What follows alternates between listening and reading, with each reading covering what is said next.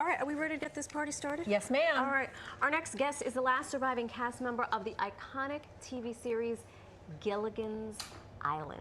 Oh my gosh. She played the seductive and beautiful Ginger Grant, who was stranded on a deserted island along with the professor, Marianne, the skipper, and of course, Gilligan. Yeah, well, listen to this. Her book, Sunday, a memoir, tells the story of her years at boarding school and so much more. So please welcome to the show, the one and only Tina Louise. Good morning. Wow, it is such an honor to have you here on the show. It's so nice to be here. Thank you. You look fantastic. Thank you. Feel fantastic? I like orange. Yes, you do, and it serves you well. It really does. My orange dress on the show was such a, hit. Yeah. That, I feel after COVID, we really need bright colors, and I like everybody wearing bright colors. I like to look at them myself, so I figured I don't have that many in my closet, so I've been hunting for them as the shows go on. Yeah. The show was iconic, and we're going to talk about your book. I just wonder, what impact has it had? Because even my children, who are 15 and 18, they know about Gilligan's Island. Well, I have a lot of friends. Yeah. Lots of friends, and a lot of people, writing to me, and I enjoy it. Yeah. I enjoy it a lot. Yeah. I thought it was going to just last 6 months, but it seemed to go on forever. Kind of like on the show, right? But approaching this role, I mean, did you think that it was going to have such an impact on so many generations? No. Yeah. No. Yeah. I mean, I really had I had just become a member of the Actors Studio, and I didn't really want to do it, but they weren't happy with the person who did the pilot. Wow. So I was just asked to do it. I was in a Broadway show at the time with Carol Burnett. Oh, wow. Yeah, and I was asked to do this, and I was encouraged by a friend who told me it would only last 6 months, and then I could go back to what I'd been training for. Right. And mainly I wanted to talk about the book. Yeah. And, Let's get into it. Yeah. Let's get into it. So, Sunday, a memoir. Yeah. Why that particular day of the week? Because that was the day that someone might visit, but not often.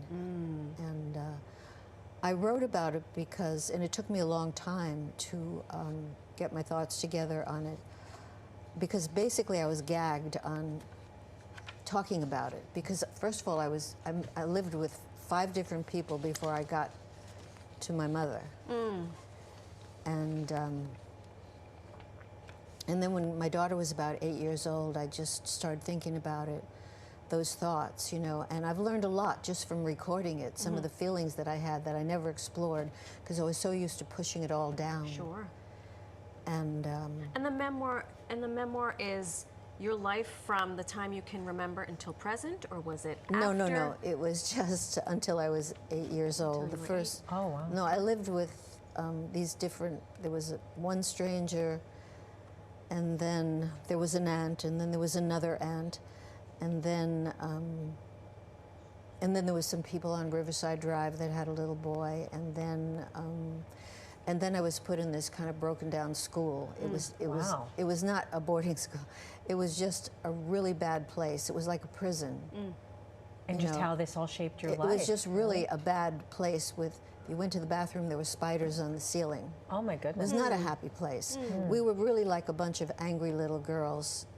Nobody wanted to be there, and it played out that way. Yeah. Like one little girl, I remember standing in front of the pencil sharpener, and she was sharpening her pencils and going. And I said, well, when are you going to be finished? And she took this sharp pencil and stuck it into my wrist. Oh my gosh. And the lead just lasted forever and ever. I had a mark on my wrist. Yeah. I used to show it to people. Why is it that you wanted to write this memoir? I was gagged. Outlet. I was gagged, really. Yeah. And even when I finally moved in with my mother when I was 11, I couldn't talk about it then because, like, she was on her 3rd husband. Oh, wow. My goodness. Well, it sounds like this I mean, book she was had like me when she was 18, and the subject wouldn't come up because there was like, let's pretend, you know. Of course. That's the way it was, and I mean, I guess her friends would not bring up that kind of subject. Yeah. And it just was not talked about. It's like my life began with her when it began. I was 11.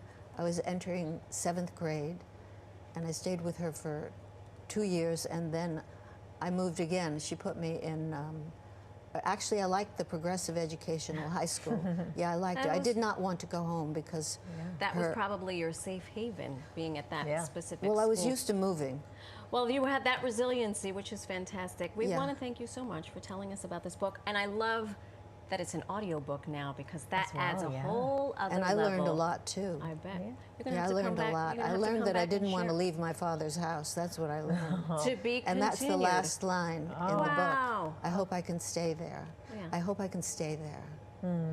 Well, thank you, Tina, for sharing your story and for coming in and promoting your book. Yeah. Thanks for Looking forward- listening. Yeah, Of we're looking course. forward to it. Thanks for listening.